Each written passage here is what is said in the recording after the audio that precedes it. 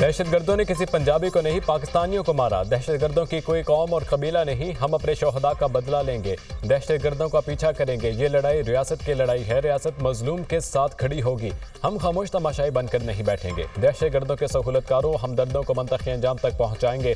बंदूक के जरिए बलोचिस्तान को तोड़ना खाम ख्याली है, ग्रैंड ऑपरेशन की जरूरत नहीं, इंटेलिजेंस ऑपरेशन हो रहे हैं। दहशतगर्द सॉफ्ट टारगेट ढूंढते हैं, निहत्ते ड्राइवर्स को मारकर हीरो बनते हैं। हमारी बलोच रिवायात में किसी मुसाफिर को नहीं मारा जाता। ये नाराज बलोच नहीं, दहशतगर्द और शरपसंद हैं। किसके साथ मुज़ाकरात करें जो मासूम लोगों को कत्ल करते हैं, मासूम लोगों को मारने वाले बुज़दिल हैं। वज़ीर आला बलोचिस्तान मीर सरफराज बुगटी की न्यूज़ कॉन्फ्रेंस।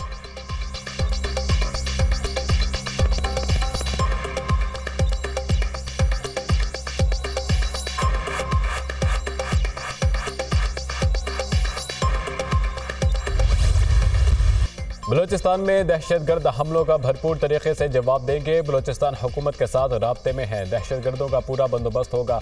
वज़ीर आला बलोचिस्तान ठीक कहते हैं, ये नाराज लोग नहीं दहशतगर्द हैं। दहशतगर्दी में कलदम तहरीक तालिबान मुलव्विस है। दहशतगर्दों के अज़ाइम कुछ और थे, जवानों ने नाकाम बना दिए। हमारे किसी इंटेलिजेंस इदारे की कोई नाकामी नहीं है, ये हमले अचानक नहीं बाकायदा मनसूबा बंदी के तहत हुए। बलोचिस्तान को गैर मुस्तहकम करने वाले कई किरदार हैं, इनको बेनकाब करेंगे। वज़ीर दाखिला मोहसिन नकवी की न्यूज़ कॉन्फ्रेंस।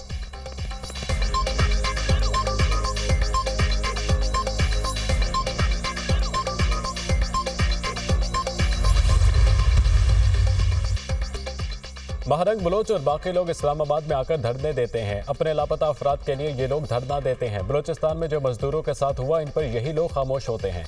ये दोगलापन है, सिर्फ अपने लिए बोलते हैं। वज़ीर दिफा ख्वाजा आसिफ के बलोचिस्तान में दहशतगर्दी के वाक़यात पर मीडिया टॉक।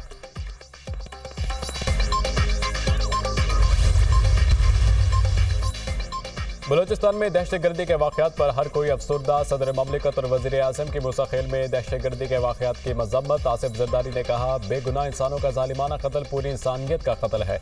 दहशतगर्द मुल्क, कौम और इंसानियत के दुश्मन है। वज़ीर आज़म शहबाज शरीफ ने कहा, मुल्क में किसी भी किस्म की दहशतगर्दी कबूल नहीं। कानून नाफिज करने वाले इदारों को वाक़े की फौरी तहकीकात का हुक्म। वज़ीर आला सिंध मुराद अली शाह, वज़ीर आला खैबर पख्तूनख्वा और chairman people's party Bilawal Bhutto की दहशतगर्दी के वाक़यात की मज़म्मत। वज़ीर आला पंजाब मरियम नवाज की भी दहशतगर्दी के वाक़यात की मज़म्मत। गहरे दुख का इजहार। कायद नून लीग नवाज शरीफ का बलोचिस्तान में कीमती जानों के ज़ियाब पर गहरे रंज का इजहार। नवाज शरीफ ने कहा, ऐसी शफ़ाफ़ कार्रवाइयों से कौम के हौसले पस्त नहीं किए जा सकते। दुख की घड़ी है, हमदर्दियाँ लवाहिकीन के साथ हैं। यूरोपीय यूनियन के भी बलोचिस्तान में दहशतगर्दी हमलों की मज़म्मत। हमारी हमदर्दियाँ मुतासरा ख़ानदानों के साथ हैं, तर्जुमान यूरोपीय union.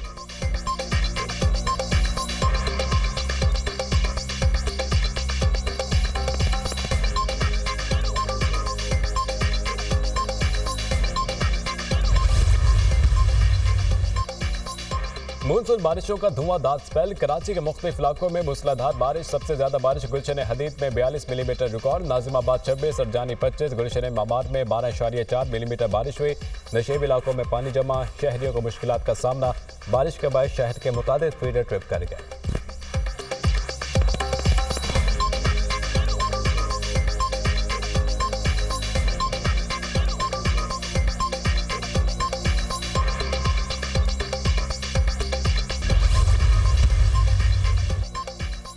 Army chief general Syed Asim Munir से People's liberation army ground forces के कमांडर की मुलाकात। बाहमी दिलचस्पी के अमूर, इलाकाई सलामती और फौजी तरबियत के अमूर पर तबादला ख्याल। दिफा के शोबे में ताउन बढ़ाने के अमूर पर भी बातचीत। आर्मी चीफ ने दोनों ममालिक के अफवाज के दरमियान ताउन मजीद मजबूत बनाने पर जोर दिया। पाकिस्तान चीन के साथ अपने दायमी ताल्लुक को बड़ी अहमियत देता है। पाकिस्तान चीन के साथ अपने बरादराना ताल्लुकात को कदर की निगाह से देखता है। जनरल आसिम मुनीर की गुफ्तगू। चीनी कमांडर ने GHQ में यादगार शोहदा पर फूल चढ़ाए। GHQ आमद पर चीनी कमांडर को चाको चुमन दस्ते ने सलामी दी। जनरल ली क्याओमिंग ने दहशतगर्दी और इत्तेहा पसंदी के खिलाफ जंग में पाकिस्तान की कोशिशों को सराहा। पाक फौज की पेशा वराना सलाहियतों और जज्बे की भी तारीफ। ISPR चीनी कमांडर ली क्याओमिंग के ख्वाजा आसिफ से भी मुलाकात। वज़ीर दिफा ने तमाम शोबों में पाक चीन ताल्लुकात की तवील तारीख को सराहा। चीन के साथ दोस्ती पाकिस्तान की खारजा पॉलिसी का संगे बुनियाद है, ख्वाजा आसिफ।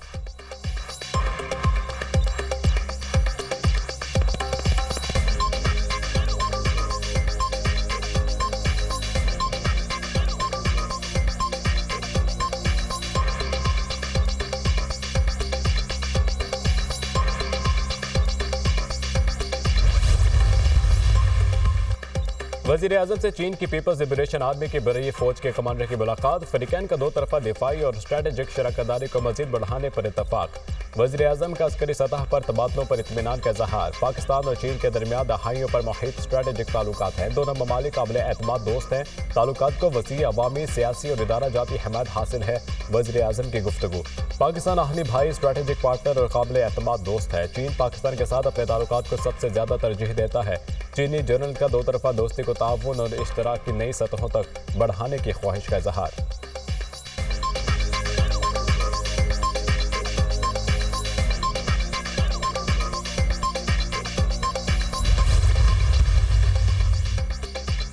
वज़ीर-ए-आज़म ने विफाकी काबीना का इजलास आज तलब कर लिया। अहम फैसले मुतवक्किल इजलास में मुल्क की सियासी सूरत हाल पर गौर किया जाएगा। अमन अमान की सूरत हाल का भी जायजा लिया जाएगा। मुल्क की इक़्तिसादी सूरत हाल पर भी विफाकी काबीना गौर करेगी। सेनेट का इजलास भी आज शाम 5 बजे तलब। 22 नकात का एजेंडा जारी कर दिया गया। कौमी असम्बली का इजलास, इस्लामाबाद लोकल गवर्नमेंट तरमीमी बिल 2024 कौमी असम्बली से कसरत राय से मंजूर। बिल वज़ीर कानून आज़म नज़ीर तारड़ ने पेश किया। लंदन की तर्ज पर इस्लामाबाद में लोकल बॉडी का निज़ाम लाना चाहते हैं तारिक फजल चौधरी। आइन में ये नहीं लिखा इलेक्शन कमीशन किसी शहर के इंतखाबात कराएगा। आइन में सूबों का जिक्र किया गया है। जमहूरियत की कश्ती इलेक्शन कमीशन ने डुबो दी। चेयरमैन PTI बैरिस्टर गौहर का कौमी असम्बली में इजहार ख्याल। अपोजिशन लीडर उमर अयूब का नए चीफ जस्टिस पाकिस्तान का कबल अज वक्त नोटिफिकेशन जारी करने का मुतालबा। सीनियर मोस्ट जज को सुप्रीम कोर्ट का चीफ जस्टिस तैनात किया जाए। उमर अयूब का मुतालबा, सुप्रीम कोर्ट में जो सीनियर जज होगा वही चीफ जस्टिस बनेगा। चीफ जस्टिस की तैनाती से मुताल्लिक हाई कोर्ट्स में सीनियरिटी का कानून नहीं है। वज़ीर कानून आज़म नज़ीर तारड़ का जवाब, बात करने का मौका न मिलने पर असद कैसर ऐवान से वॉकआउट कर गए। तारिक फजल चौधरी असद कैसर को मना कर वापस ऐवान में लाए।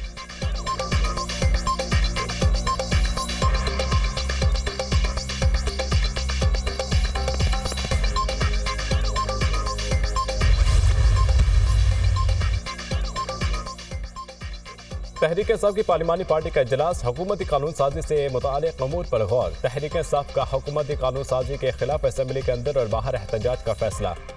MNS की पार्टी वाबस्तगी के मामले पर सुप्रीम कोर्ट में अपना जवाब जमा करवा दिया। इलेक्शन कमीशन ने सुप्रीम कोर्ट से गाइडलाइन मांगी थी। हमारे तमाम MNS की वाबस्तगी को माना जाए। चेयरमैन PTI बैरिस्टर गौहर की गुफ्तगू। 8 सितंबर का जलसा हर सूरत होगा। बानी PTI ने तनबीह की, आखिरी बार जलसा मनसूख कर रहे हैं। कानून साजी के लिए हुकूमत के पास 2/3 अक्सरियत नहीं है। Opposition leader Umar Ayub.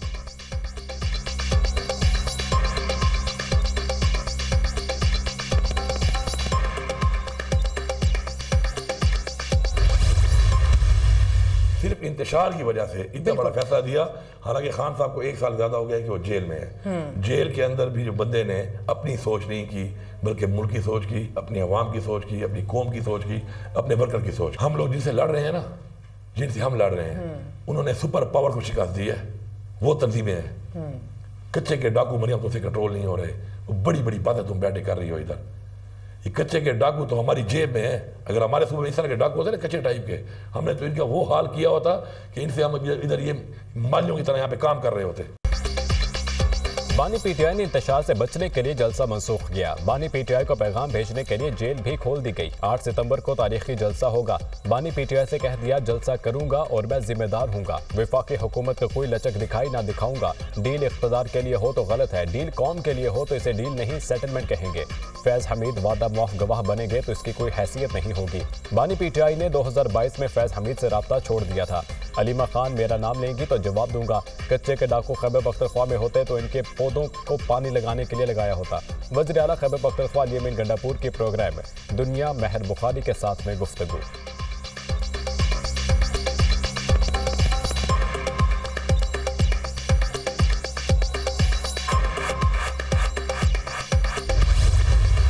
वज़ीर आला कहता है किसी का बाप भी जलसा करने से नहीं रोक सकता। अब कौन सा बाप आ गया जो जलसा रोक दिया। फैसल करीम कुंडी की तनकीदी वार। खैबर पख्तूनख्वा हुकूमत ने चोरों को पकड़ने के लिए डाकुओं की कमेटी बना दी।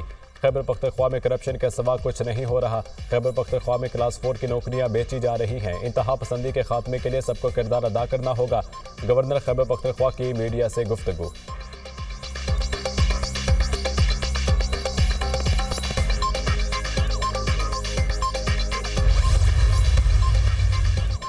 अपोजिशन लीडर उमर अयूब के चीफ इलेक्शन कमिश्नर और मेंबरान पर इल्जामात। इलेक्शन कमीशन का उमर अयूब पर तौहीन। इलेक्शन कमीशन कार्रवाई पर गौर। तर्जुमान इलेक्शन कमीशन का कहना है कि उमर अयूब ने चीफ इलेक्शन कमिश्नर और मेंबरान से मुतालिक मुसलसल गलत बयानी की। इलेक्शन कमीशन पर गलत इल्जाम है कि हालिया जनरल इलेक्शन पर सिर्फ 14.5 अरब अखराजात हुए। इलेक्शन कमीशन ने अखराजात कम करने की कोशिश की।